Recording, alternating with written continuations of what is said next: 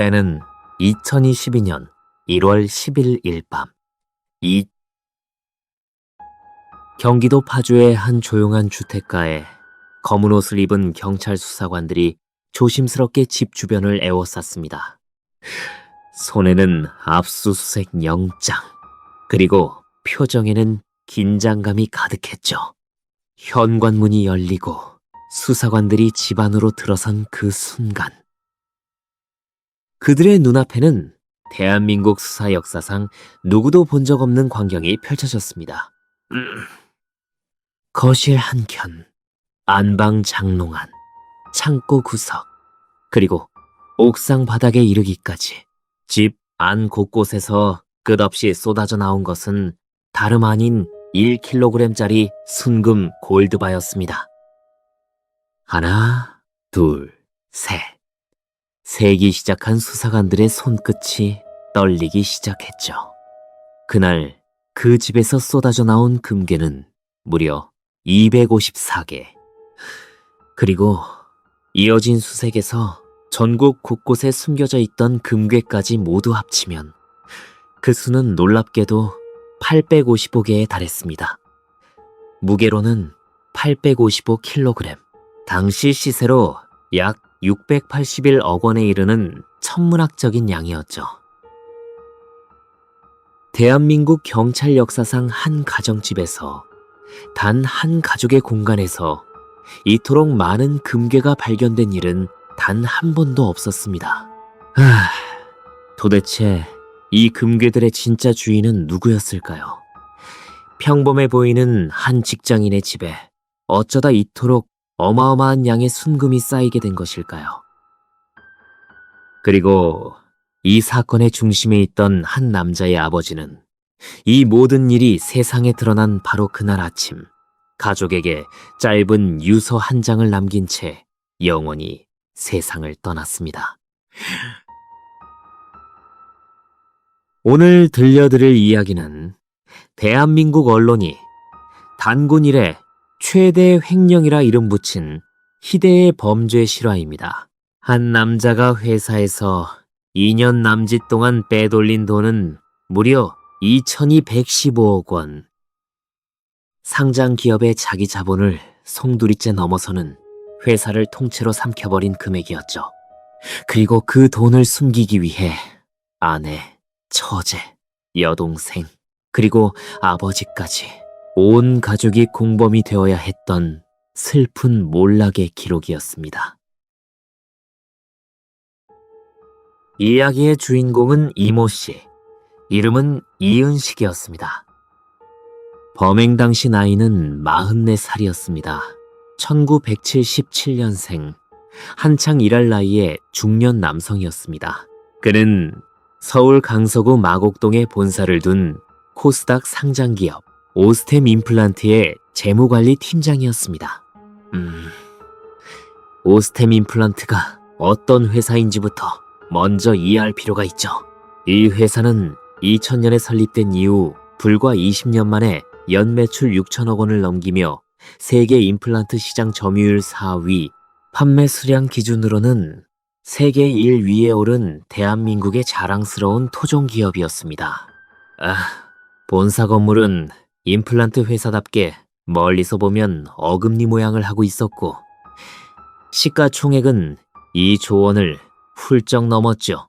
코스닥 시장 상위 20 위권의 초우량 기업, 소액 주주만 무려 2만 명에 달했습니다. 이은식 씨는 이 거대한 회사의 돈줄을 관리하는 핵심 부서 재무관리팀의 수장이었죠. 그가 입출금 업무를 포함한 회사 자금 관리 업무를 맡기 시작한 것은 2017년 11월부터였습니다. 약 4년간 그의 손끝을 거쳐 움직인 회사 돈만 수조 원에 달했죠.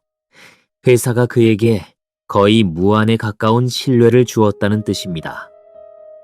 겉으로 보기에 이은식은 평범한 중년의 가장이었습니다. 아내와 어린 자녀들, 그리고 늙은 어머니를 모시고 살던 성실한 직장인. 경기도 파주에 작은 집을 두고 주말에는 가족과 함께 시간을 보내던 보통의 대한민국 아빠로 보였죠. 하지만 그 겉모습 안쪽에서는 상상조차 할 수 없는 일이 조용히 그리고 치밀하게 진행되고 있었습니다. 시작은 작은 욕심이었을지도 모릅니다. 회사의 돈 관리 시스템을 누구보다 잘 알고 있던 그는 아주 작은 틈새를 발견했죠. 회사 계좌에서 자신의 개인 증권 계좌로 돈을 이체해도 적절한 시점에 다시 돌려놓기만 하면 감사에서 적발될 위험이 거의 없다는 사실이었습니다. 마치 주인 모르게 금고 열쇠를 잠깐 빌려 쓰는 것 같은 작은 장난이었을지도 모르죠. 그러나 그 작은 장난은 이내 걷잡을 수 없는 괴물이 되어 돌아옵니다. 이은식은 2020년 11월부터 본격적으로 회사 자금에 손을 대기 시작했습니다. 그리고 2021년 10월까지 무려 15차례에 걸쳐 회사 계좌에서 자신 명의의 증권 계좌로 돈을 옮겼죠. 한 번에 수십억, 많게는 수백억 원씩. 그렇게 해서 쌓인 총액이 바로 2,115억 원이었습니다. 이 금액이 얼마나 엄청난 것인지 다시 한번 짚고 넘어갈 필요가 있죠. 당시 오스템 임플란트의 자기 자본은 약 2,047억 원. 이은식이 빼돌린 돈은 회사 자기 자본의 108.18%, 즉 회사가 지금까지 쌓아온 전 재산보다 더 많은 돈이었습니다. 단 한 명의 직원이 회사 전체를 통째로 훔쳐간 셈이었죠. 그렇다면 그는 그 어마어마한 돈으로 무엇을 했을까요? 처음 이은식이 머릿속에 그린 시나리오는 이런 것이었습니다. 잠깐. 회사 돈을 빌려 주식에 투자해 큰 수익을 낸 뒤 원금은 조용히 돌려놓고 차익만 자기 주머니에 챙긴다. 완벽해 보이는 계획이었죠. 하지만 주식시장은 그의 생각처럼 호락호락한 곳이 아니었습니다. 이은식은 전문 투자자에게만 허용되는 차익 결제 거래, 이른바 CFD를 활용했습니다. 이 방식은 원금의 최대 2.5배까지 레버리지를 걸 수 있는 사실상 도박에 가까운 투자 수법이었죠. 그는 주로 두 종목에 돈을 쏟아 부었습니다. 하나는 반도체 소재 기업 동진세미천, 그리고 다른 하나는 게임 회사 NC소프트였죠. 특히 2021년 11월 NC소프트의 주가가 신작 게임의 부진으로 바닥을 기던 시기, 그는 회사에서 빼돌린 돈 1,430억 원을 한꺼번에 쏟아부어 391만 주가 넘는 물량을 매수했습니다. 증권가에서는 이 정체불명의 대형 매수자를 슈퍼개미라 부르며 술렁였죠. 누구도 그가 횡령범이라는 사실을 짐작조차 하지 못했습니다. 이은식의 무지막지한 매수세 덕분에 NC소프트 주가는 잠시 상한가까지 치솟기도 했죠. 하지만 거기까지였습니다. 증권사들이 NC소프트의 실적 전망을 낮추기 시작하자 주가는 다시 빠르게 무너져 내렸습니다. 이은식이 총 1조 2천억 원어치의 주식을 사고 팔며 남긴 결과는 처참했죠. 무려 762억 원에 달하는 손실. 다시 말해, 그는 회사에서 훔친 돈의 3분의 1 이상을 주식시장에서 허공에 날려버린 셈이었습니다. 상황은 점점 절망적으로 변해갔습니다. 잃어버린 돈을 메우기는커녕 원금조차 회사 계좌로 돌려놓을 수 없게 되었죠. 주식으로 한 방을 노리던 계획은 완전히 실패했고, 이제 이은식에게 남은 선택지는 단 하나였습니다. 도망. 그는 남아있는 돈이라도 최대한 안전하게 숨겨야 했습니다. 현금이나 주식은 언제든 추적당할 수 있었죠. 그래서 그가 선택한 것이 바로 금이었습니다. 2021년 12월, 이은식은 경기도 파주시에 있는 한국금거래소 파주점을 찾아갔습니다. 그리고 한 달도 채 되지 않는 짧은 기간 동안 6차례에 걸쳐 1kg짜리 순금 골드바 855개를 사들였죠. 거래 금액은 무려 681억 7,548만 원. 한국금거래소 파주점 전체의 재고가 출렁일 정도의 엄청난 물량이었습니다. 855kg의 금. 성인 남자 10명이 달려들어도 쉽게 옮기기 힘든 무게였죠. 이은식은 이 엄청난 양의 금을 혼자서는 도저히 감당할 수 없었습니다. 그래서 그는 결국 가장 가까운 사람들에게 손을 내밀게 됩니다. 바로 자신의 가족, 아내, 여동생, 처제, 그리고 나이든 아버지에게 말이죠. 이은식이 빼돌린 돈의 일부는 가족들의 계좌로 흘러들어갔습니다. 2021년 10월 7일부터 12월 28일까지 단 3개월 동안 그는 아내 박시명의 계좌 4개로 무려 59차례에 걸쳐 36억 7천만 원 가까운 돈을 송금했습니다. 아내 박씨는 그중 2억 4천만 원을 현금으로 인출해 남편에게 직접 건네주었죠. 같은 기간 처제 박씨에게는 5억 8,400만 원이 넘는 돈이, 여동생 이씨에게는 1억 2,500만 원이 넘는 돈이 15회에 걸쳐 나누어 이체되었습니다. 가족들은 처음에는 그 돈이 어디서 왔는지 몰랐다고 주장했습니다. 하지만 재판부의 판단은 단호했죠. 주식 투자와 같이 합법적으로 번 돈이라면 그렇게 급하게 쫓기듯이 소비할 이유가 없다는 것이 재판부의 지적이었습니다. 무엇보다 결정적이었던 것은 855kg의 금괴였습니다. 이 어마어마한 양의 금을 이은식은 혼자 숨길 수 없었죠. 그는 가족들과 함께 금괴를 3군데에 나누어 은닉하기 시작했습니다. 첫 번째는 아버지의 집, 파주시에 있는 부친의 주택 옥상 바닥과 집안 곳곳에, 두 번째는 여동생 부부가 사는 집, 그리고 세 번째는 이은식 본인이 소유하고 있던 건물이었죠. 아버지는 69살의 노인이었습니다. 평생 성실하게 살아온 평범한 아버지였죠. 그런 아버지가 어느 날 아들이 들고 온 수십 킬로그램의 금괴를 마주했을 때 어떤 심정이었을까요? 누구도 정확히 알 수 없습니다. 다만 한 가지 확실한 것은 그날 아버지가 아들의 부탁을 거절하지 못했다는 사실이죠. 2021년 12월 31일 오스템 임플란트 내부에서 드디어 이상 징후가 포착되었습니다. 연말 결산 과정에서 있어야 할 회사 자금 수백억 원이 비어있다는 사실이 드러난 것이죠. 회사는 즉시 경찰에 고소장을 제출했습니다. 그리고 2022년 1월 3일 이 충격적인 사실이 공식 공시를 통해 세상에 알려지면서 대한민국 증시는 발칵 뒤집혔습니다. 코스닥 시장 상위 20위권의 우량 기업이 단 한 명의 직원에게 자기 자본의 100%를 도난당했다. 이 믿을 수 없는 소식에 주가는 즉시 거래가 정지되었고 2만 명의 소액 주주들은 공황 상태에 빠졌습니다. 당시 오스템 임플란트에 투자했던 개인 투자자들은 그야말로 청천벽력과 같은 소식에 넋을 잃었습니다. 퇴직금을 털어넣은 사람도 있었고 노후 자금을 고스란히 이 종목에 맡겨둔 사람도 있었습니다. 그들의 꿈과 미래가 단 한 명의 직원에 의해 송두리째 흔들리는 순간이었습니다.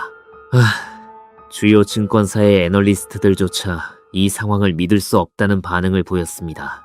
시가총액이 조 원이 넘는 우량 기업에서 재무 담당 직원 한 명이 자기 자본 전체를 뛰어넘는 금액을 빼돌렸다는 사실 자체가 전례 없는 일이었습니다. 금융감독 당국은 긴급 회의를 소집했고 한국거래소는 즉시 주권매매 거래 정지 조치를 내렸습니다. 한편 이은식은 이미 그 시점에 잠적한 상태였습니다. 연말 무렵부터 회사에 나오지 않았고 가족들과도 연락을 끊은 채 어디론가 사라져버렸죠. 하지만 그의 도주극은 오래가지 못했습니다. 2022년 1월 5일, 잠적한 지 불과 엿새 만에 이은식은 경기도 파주의 자택에 숨어 있다가 수색 중이던 경찰에 체포되고 맙니다. 체포 당시 그의 모습은 처참했습니다. 말끔한 양복 차림의 재무팀장은 온데간데 없었고 며칠째 잠을 이루지 못한 듯 초췌한 얼굴에 수염이 덥수룩하게 자라 있었습니다. 경찰이 문을 두드렸을 때 이은식은 저항도 도주도 시도하지 않았습니다. 마치 이 순간을 기다리고 있었던 사람처럼 그는 조용히 손목을 내밀었습니다. 파주에서 서울 강서경찰서로 압송되는 차 안에서 그는 한마디도 하지 않았다고 전해집니다. 체포된 그는 다음 날 경찰 조사를 받던 도중 갑자기 실신해 병원으로 이송되기도 했습니다. 거대한 범죄의 무게가 한 남자의 정신을 짓누르고 있었습니다. 이제 문제는 빼돌린 돈의 행방이었습니다. 경찰 조사 초기 이은식은 놀라운 진술을 쏟아냈습니다. 이 모든 일은 자신의 단독 범행이 아니며 회사의 최고 윗선, 즉 회장의 지시로 이루어진 일이었다. 자신이 산 금괴의 절반 이상은 이미 회장에게 넘겼다는 주장이었죠. 이 진술은 언론을 통해 대대적으로 보도되었고 파장은 엄청났습니다. 만약 사실이라면 이것은 단순한 횡령 사건이 아니라 회사 차원의 조직적 범죄가 되는 것이었으니까요. 하지만 경찰이 수사를 거듭할수록 그의 진술은 점점 설득력을 잃어갔습니다. 결정적인 이유는 바로 은닉 방식이 너무나 허술했기 때문이었죠. 대기업 회장이 개입된 사건이라면 돈의 흔적은 이미 해외 차명 계좌나 페이퍼 컴퍼니를 통해 정교하게 세탁되어 있어야 마땅했습니다. 그런데 이은식이 숨긴 금괴들은 모두 자신의 아버지 집, 옥상, 여동생 집, 본인 소유 건물에 조잡하게 놓여 있었습니다. 한눈에 봐도 아마추어의 작품이었습니다. 만약 이 사건의 배후에 조직적인 세력이 있었다면 이렇게 어설프게 가족 주거지에 금을 쌓아두는 방식을 택했을 리가 없었습니다. 경찰과 검찰은 이은식의 진술을 교차 검증하기 시작했습니다. 그의 통화 기록, 이메일, 출퇴근 시간, 회사 내부 폐쇄 회로, 화면까지 모든 것을 철저히 분석했습니다. 그러나 그 어디에서도 이은식이 상부의 누군가와 모의했다는 증거는 나오지 않았습니다. 2022년 1월 10일, 경찰은 본격적인 가족 수사에 착수했습니다.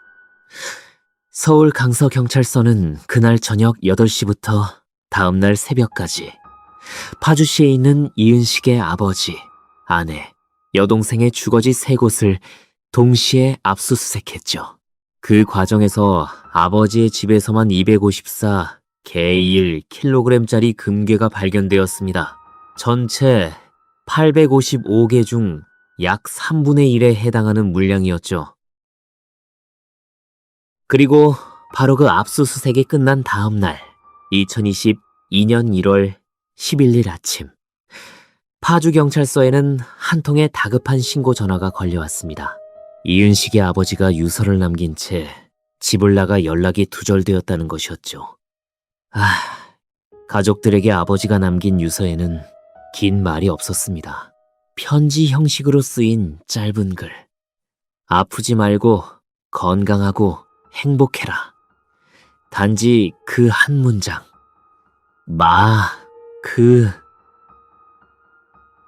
경찰은 즉시 수색에 나섰습니다.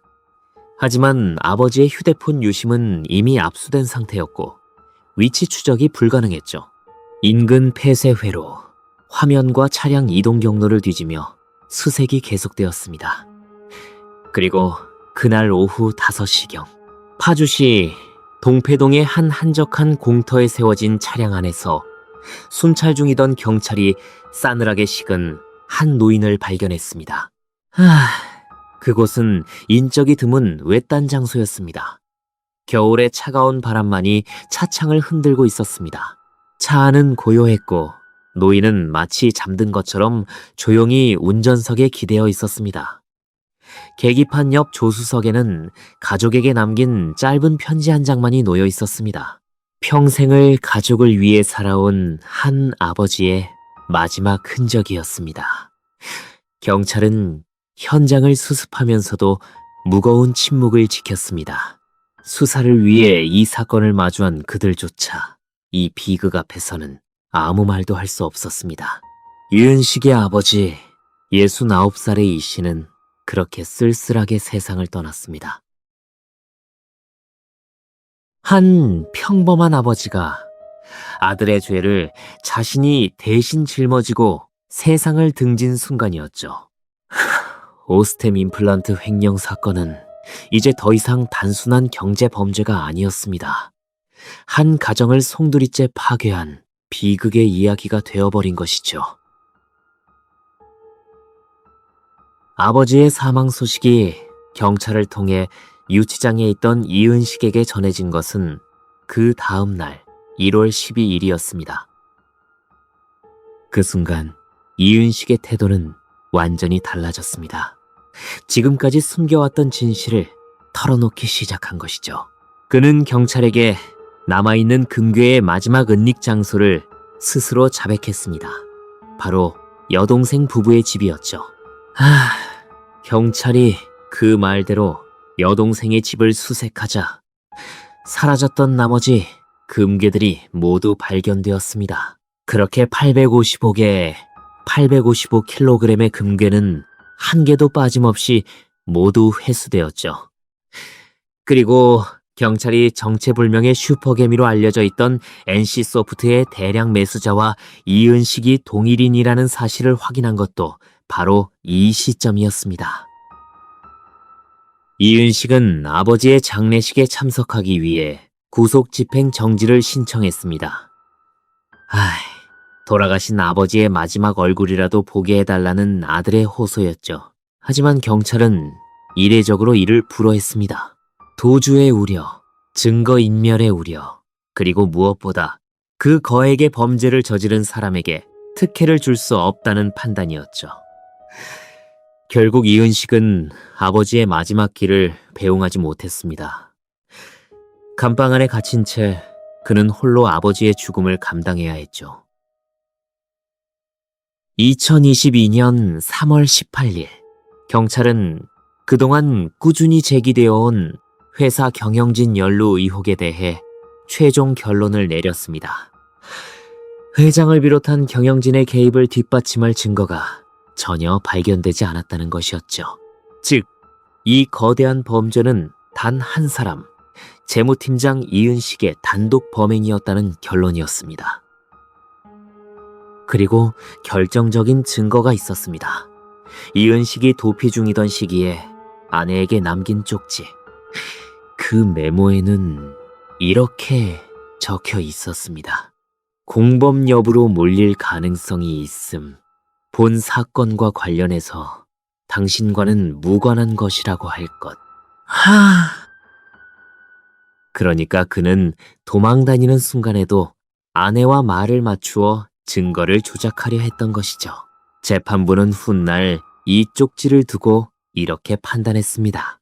실종 선고를 받는 방안과 자진 출석하는 방안을 저울질하면서 각 경우에 경제적 이익을 계속 보유할 수 있을지를 따져본 내용이 담겨 있었다.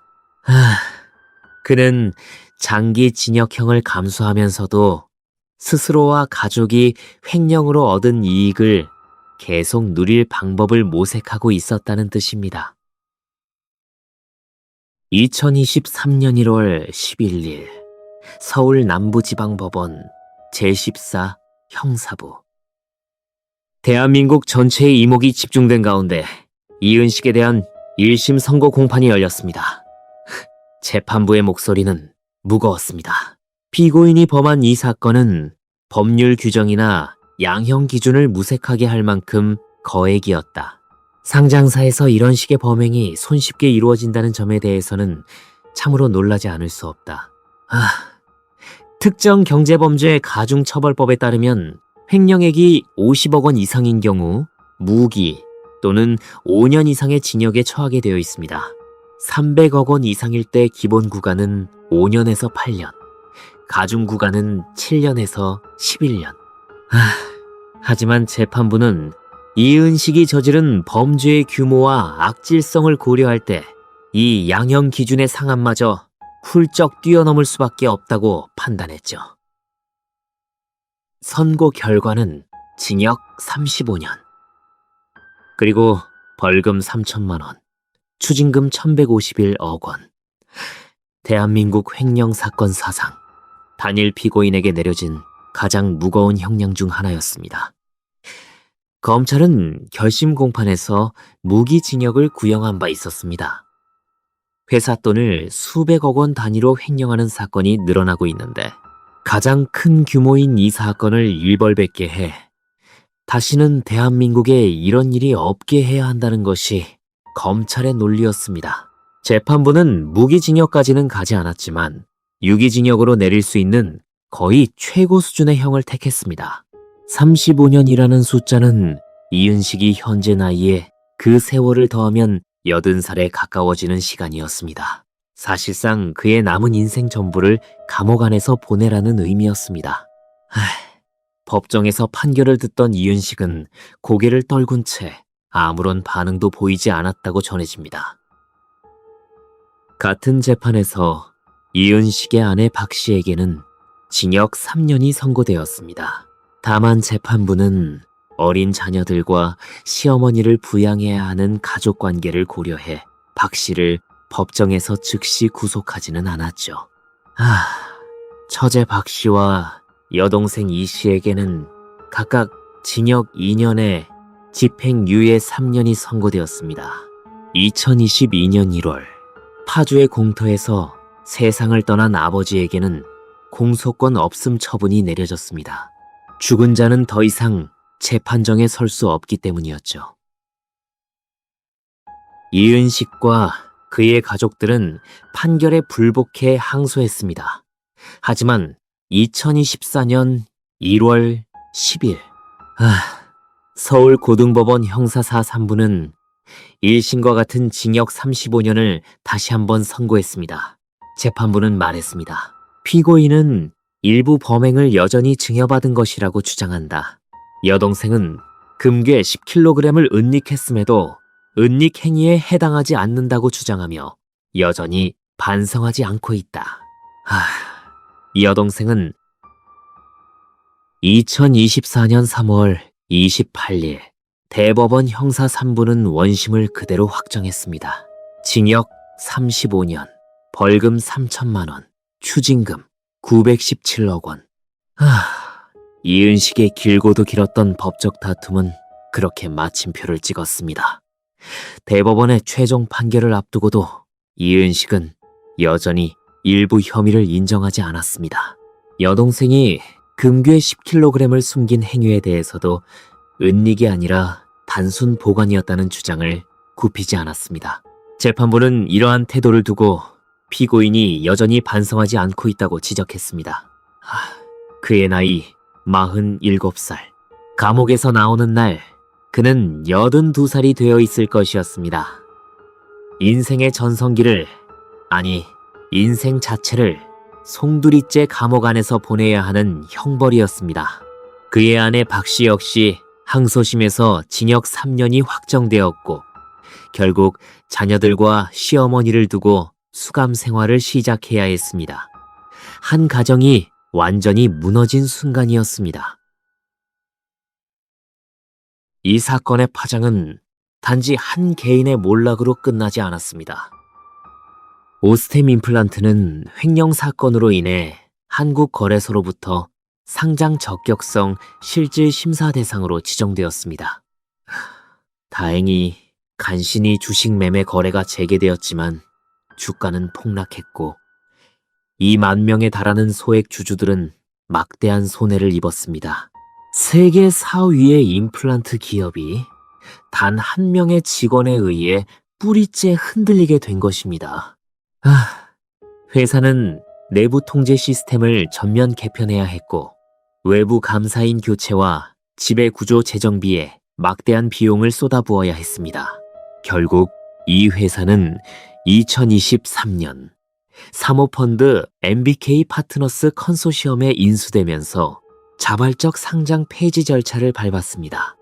24년간 한국 증시에서 이름을 빛내던 간판 기업이 이렇게 조용히 공개 시장에서 사라졌습니다. 경찰이 수사하는 과정에서 드러난 사실은 또 다른 충격을 안겨주었습니다. 이은식이 횡령을 시작한 것은 2020년 11월이 아니라 그 훨씬 이전부터였을 가능성이 제기된 것이죠. 실제로 2020년 중반 비슷한 방식의 횡령 시도가 있었지만 당시에는 이은식이 아니라 함께 근무하던 다른 대리급 직원만 처벌을 받은 일이 있었습니다.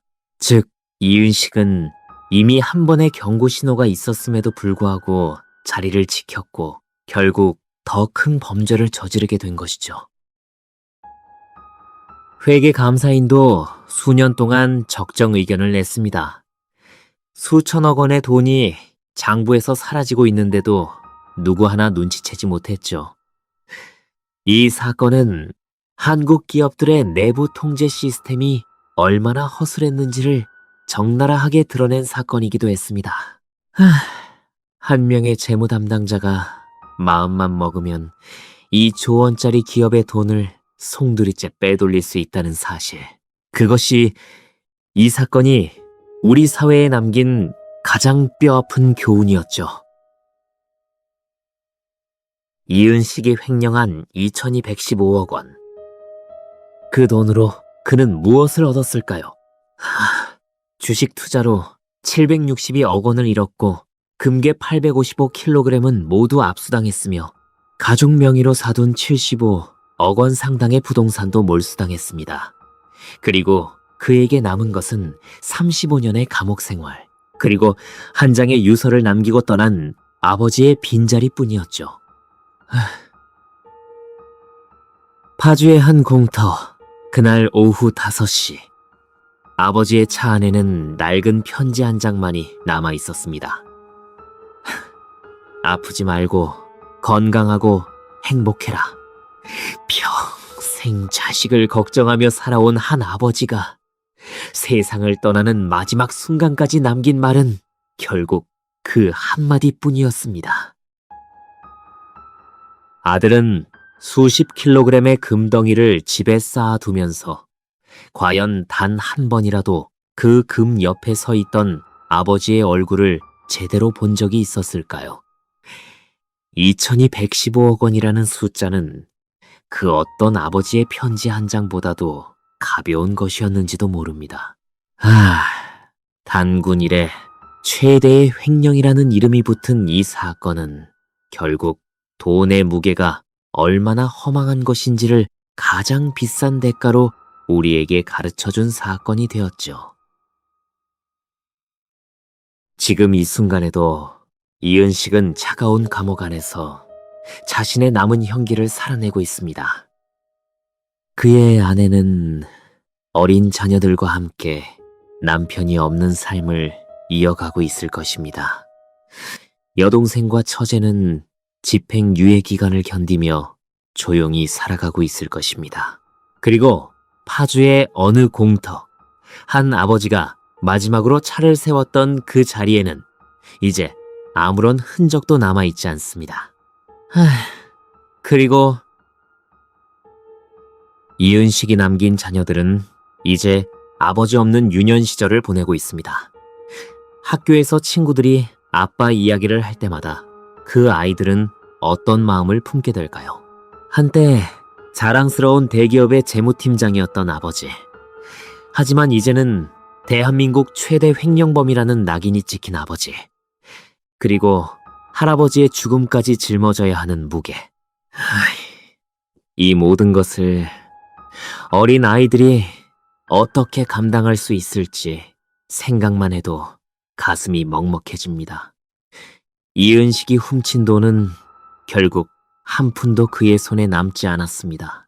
회사로 반환된 돈, 몰수된 금괴, 추징된 부동산을 모두 합쳐도 피해액의 전부가 회복되지는 못했습니다. 오스템 임플란트의 소액 주주들이 입은 정신적, 물질적 상처는 여전히 아물지 않고 있습니다. 그리고 그 누구보다도 가장 큰 대가를 치른 사람은 이 사건과 가장 무관했어야 할 한 명의 노인이었습니다. 돈이 가져다주는 편안함과 안락함은 분명 달콤한 것입니다. 하지만 그 달콤함의 그림자 뒤에는 우리가 결코 되돌릴 수 없는 것들이 숨어 있죠. 가족의 얼굴, 아버지의 목소리, 그리고 평범한 하루의 소중함. 이은식이 회사에서 빼돌린 돈은 결국 한 푼도 그의 손에 남지 않았습니다. 대신 그가 잃은 것은 세상 그 무엇으로도 다시 살 수 없는 것들이었죠. 오스템 임플란트 2002, 115억 횡령 사건. 숫자만 보면 단순한 경제 범죄 같지만 그 숫자 뒤에는 한 가정의 완전한 붕괴가 그리고 한 아버지의 쓸쓸한 죽음이 자리하고 있습니다.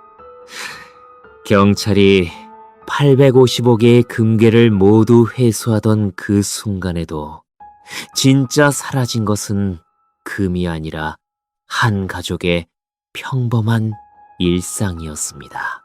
매일 아침 아버지와 아들이 마주 앉아 밥을 먹던 식탁, 어린 손주들이 할아버지의 무릎 위에서 웃던 거실, 주말이면 가족이 함께 떠나던 평범한 나들이, 이 모든 것은 이제 다시는 돌아오지 않는 과거의 풍경이 되었습니다.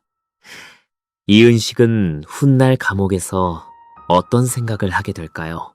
아버지의 마지막 편지를 떠올리는 밤이 과연 있을까요?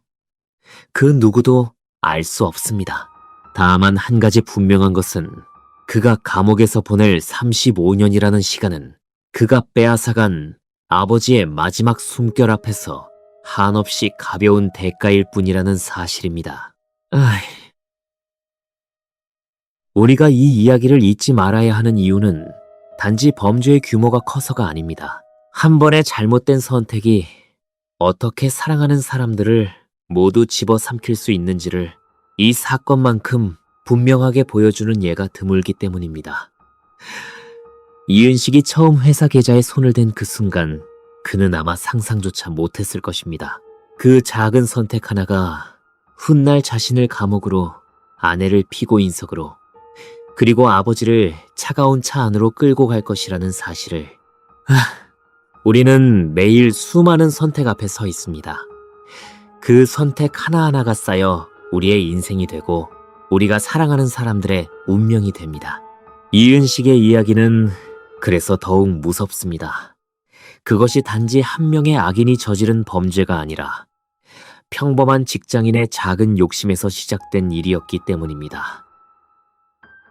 850억의 금괴, 그 차가운 금속 덩어리 하나하나에는 한 남자의 욕망과 한 가족의 눈물, 그리고 다시는 돌아오지 못할 아버지의 마지막 편지가 함께 새겨져 있습니다. 다음 이야기도 소름 끼치는 실화입니다. 준비되셨다면 계속 들어주십시오.